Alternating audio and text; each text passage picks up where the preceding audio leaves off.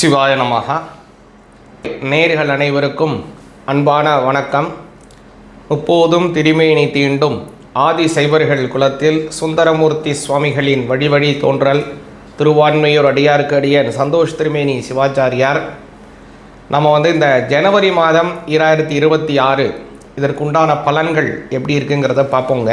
பிரத்யேகமாக பார்க்க போகிறோம். இதில் என்ன கேட்டிங்க அப்படின்னா, இந்த ஜனவரி மாதங்கிறது ரொம்ப நல்ல ஒரு அற்புதமான மாதமாக வருதுங்க. இந்த மாதத்தினுடைய முதல் நாள் பிரதோஷம் ஜனவரி 1ஆம் தேதி வியாழக்கிழமை வருது. அதே மாதிரி இந்த மாதத்தினுடைய பூர்த்தியாக ஜனவரி மாதம் 30ஆம் தேதி பார்த்திங்கன்னா அதிலேயும் ஒரு பிரதோஷம் வருகிறது. எல்லாமே பிரதோஷம். நடுவில் பார்த்திங்கன்னா ஜனவரி 16 ஒரு பிரதோஷம் அப்படின்னு சிவபெருமானுக்கு உகந்த மாதம். பெரும்பாலும் இந்த மார்கழி மாதமே சிவபெருமானுக்கு மிக மிக உகந்தமான ஒரு மாதமாக வருது. அதில் முதல்ல பார்த்திங்கன்னா ஜனவரி 1ஆம் தேதி பிரதோஷம். அடுத்ததாக கவனிச்சிங்கன்னா அந்த மார்கழி மாதத்திலே வருது. அடுத்தது ஜனவரி மாதம் 3ஆம் தேதி பார்த்திங்க அப்படின்னா ரொம்ப சிறப்பு வாய்ந்த ஆருத்ரா தரிசனம். அதாவது சிவபெருமான் நடனமாடிய ஒரு அற்புதமான நாள். அதே மாதிரி பார்த்திங்கன்னா அன்றைய தினம் பௌர்ணமி. தெய்வங்களை வழிபாடு செய்வதற்கும் அதே மாதிரி கிரிவலம் சுற்றுவதற்கெல்லாம் உகந்தமானது. அந்த பௌர்ணமின்னு பார்த்திங்கன்னா 2ஆம் தேதியே ஆரம்பிச்சிருது. 2ஆம் தேதி 6 மணிலேருந்து இன்றைய தினம், அதாவது ஜனவரி மாதம் 3ஆம் தேதி 4:30 மணி வரைக்குமே இந்த பௌர்ணமி இருக்கிறது. அதே மாதிரி ஜனவரி மாதம் 6ஆம் தேதி செவ்வாய்க்கிழமை பார்த்திங்கன்னா விநாயக பெருமானுக்கு உகந்தமான சங்கடஹர சதுர்த்தி வருதுங்க. சங்கடஹர சதுர்த்தியில் நாம் பிள்ளையாரை கும்பிட்டோம்னா நம்மளுடைய சங்கடங்கள் போகும். அதே மாதிரி ஜனவரி மாதம் 6ஆம் தேதி பார்த்திங்க வெள்ளிக்கிழமை அப்படின்னா அது ஷஷ்டி, அது முருகனுக்கு உகந்தது. அப்புறம் விவேகானந்தரினுடைய இந்த நாள் நினைவு நாள் வருது ஜனவரி மாதம் 12ஆம் தேதி. ஜனவரி 14 புதன்கிழமை பார்த்திங்க அப்படின்னா ரொம்ப சிறப்பு வாய்ந்தது ஏகாதசி வருது. அடுத்ததாக ஜனவரி மாதம் 14ஆம் தேதி அன்றைய தினம் அதாவது புதன்கிழமை பார்த்திங்கன்னா போகி பொங்கல். மறுநாள் தைப்பொங்கல். ஜனவரி 15 தைப்பொங்கல். அன்றைய தினம் தை 1. அதே மாதிரி உத்தராயணத்தினுடைய முதல் நாள், உத்தராயணம் ஆரம்பிக்கிறக்கூடிய நாள் ஜனவரி மாதம் 16ஆம் தேதி. அதே மாதிரி மறுபடியும் பிரதோஷ தினம் வருகிறது. அன்றைய தினம் உழவுக்கெல்லாம் உறுதுணையாக இருந்தக்கூடிய பிராணிகளுக்கெல்லாம் நன்றி தெரிவிக்கக்கூடியதான மாட்டுப்பொங்கல். அதற்கு மறுநாள் 17ஆம் தேதி காணும் பொங்கல். ஜனவரி 17 காணும் பொங்கல் சனிக்கிழமை வருதுங்க. அதுக்கு மறுநாள் ஜனவரி 18 அப்படிங்கிறது கவனிச்சிங்கன்னா முன்னோர்களுக்கு தர்ப்பணம் செய்வதற்கு உகந்தமான அமாவாசை வருது. அதில் என்ன சிறப்புனா அது தை மாதத்தினுடைய அமாவாசை, தை அமாவாசை ரொம்ப சிறப்பு வாய்ந்தது. கண்டிப்பாக அந்த உத்தராயணத்தினுடைய முதல் அமாவாசை முன்னோர்களுக்கு நீர்த்தார் கடன் கண்டிப்பாக செய்யணும். திருவள்ளுவரே சொல்கிறார் நீர்த்தார் கடன் எவ்வளோ முக்கியமானதுன்னு. அந்த இது வருது.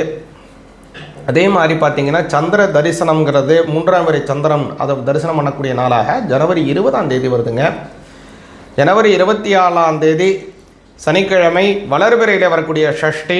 இதில் சிறப்பு ஜனவரி 26ஆம் தேதி அது நம்மளுடைய குடியரசு தினம் வருது. அன்றைய தினம் என்னன்னு கேட்டிங்கன்னா வாஸ்து புருஷன் நித்திரை விட்டு எழக்கூடிய நாள். அன்றைய தினம் காலை 10:41 11:17 மணி வரை இந்த வாஸ்து புருஷன் நித்திரை விட்டு எழக்கூடிய நாள். அந்த சமயம் புதிய மனைகள், மாடம் அல்லது புதிய கோவில்கள் கட்டுறது, ஏற்கனவே கட்டிகிட்டு இருந்த இடத்த மேற்கொண்டு அபிவிருத்தி செஞ்சதுக்காக புதிய தொழில் புதுசாக அதில் கட்டட வேலை ஆரம்பிக்கிறதெல்லாம் செஞ்சிங்கன்னா கண்டிப்பாக அது நல்லபடியாகவும் இருக்கும். அந்த கட்டிடம் நமக்கு சாதகமாக வரும்.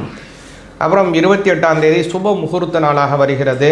மறுபடியும் 27ஆம் தேதி ஏகாதசி. திரும்பியும் 30ஆம் தேதி பார்த்திங்கன்னா அன்றைய தினம் காந்தி வீரனுடைய நினைவு நாள். மேலும் அன்றைய தினம் ரொம்ப சிறப்பு வாய்ந்தது இந்த சிவபெருமானுக்கு உகந்தமான பிரதோஷ தினம் வருதுங்க. வளர்பிறையில் வரக்கூடியதான பிரதோஷ தினம், தை பாதத்தில் வரக்கூடிய பிரதோஷம் ரொம்ப சிறப்பு. இது மாதிரி இந்த தினங்கள் எல்லாமே சிவபெருமானுக்கு உகந்த தினங்கள், எல்லா தெய்வங்களுக்கு உகந்த தினங்கள் வரக்கூடிய நாளாக ஜனவரி மாதம் வருது. இந்த மாதம் உங்களுக்கு உண்டான பலன் எப்படி இருக்குங்கிறத, இந்த 12 ராசிகளுக்கும் என்னென்ன மாதிரியான சிறப்புகள், எந்த சாமி கும்பிடணுங்கிறத கொஞ்சம் தெளிவாக பார்ப்போம். சிவாய நமக.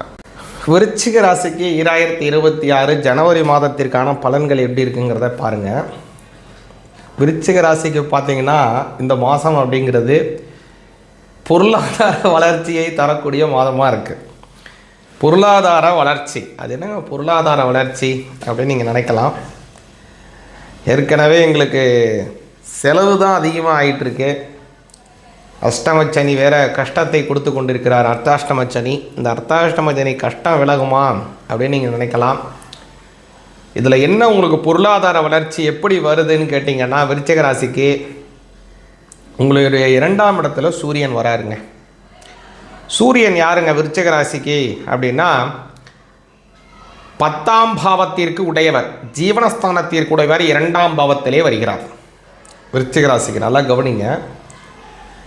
இதில் என்னன்னா இன்னொன்று 2-8 பரிவர்த்தனா யோகம். பொருளாதார வளர்ச்சியில் இருக்கக்கூடிய தடை விலகும்.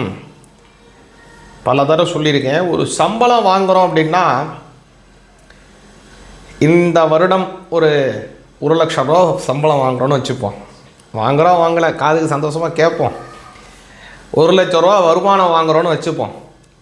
அடுத்த வருடம் நம்மளுடைய சம்பளம் என்னவாக இருக்கணும்? 1,20,000 இருக்கணும். குறைஞ்சது இவ்வளோதான்.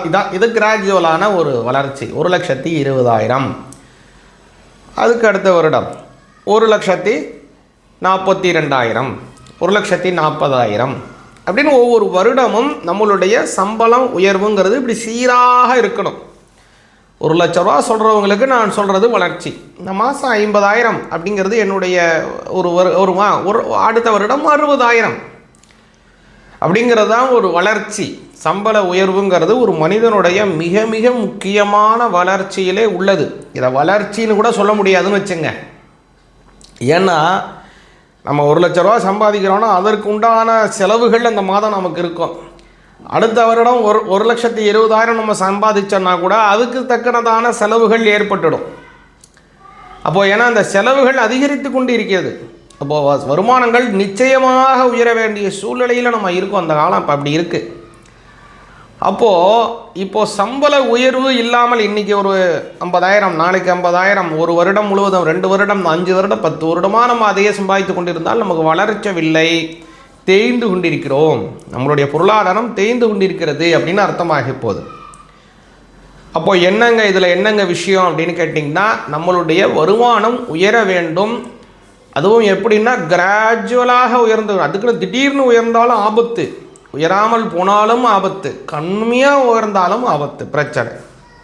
சீராக அது போய்கொண்டே இருந்தால் நமக்கும் நல்லது, நமது குடும்பத்தாருக்கும் நல்லது, நம்மளுடைய சுற்றத்தாருக்கும் மிக மிக நல்லது. புரியுதுங்களா? அப்போ சம்பள உயர்வு மிக அவசியம் யாராக இருந்தாலும். அப்போது விருச்சிக ராசிக்காரங்களுக்கு இந்த சம்பள உயர்வு எப்போ நல்லதாக கிடைக்கும்னா 2ஆம் அதிபதி குரு, அடுத்ததாக உங்களுடைய 10ஆம் அதிபதி சூரியன், இவங்களினுடைய அந்த சஞ்சார காலம் நல்லதாக இருக்கிறது, அவங்க சந்திக்கிறது அல்லது அவங்களுடைய காலத்திலே நல்லபடியாக இருக்கும். ஆல்ரெடி உங்களுடைய குரு பகவான் இப்போ அஷ்டமத்தில் மறைஞ்சு இருக்கார். குரு 6ல் இருந்தார், 7ல் இருந்தார், 8ல் மறைஞ்சிட்டார். 3 வருஷமாக விருச்சிக ராசிக்கு செய்தியில் அர்த்தாஷ்டம சனி வேறு கூடுதலாக 2 பிரச்சனையை கொடுத்துக்கிட்டு இருக்கு விருச்சிக ராசிக்கு. கடந்த 2-2.5 வருஷமாக விருச்சிக ராசிக்கு இன்னும் சரியில்லை, செலவு இருக்குது, ஏகப்பட்ட செலவு போயிட்டுருக்கு.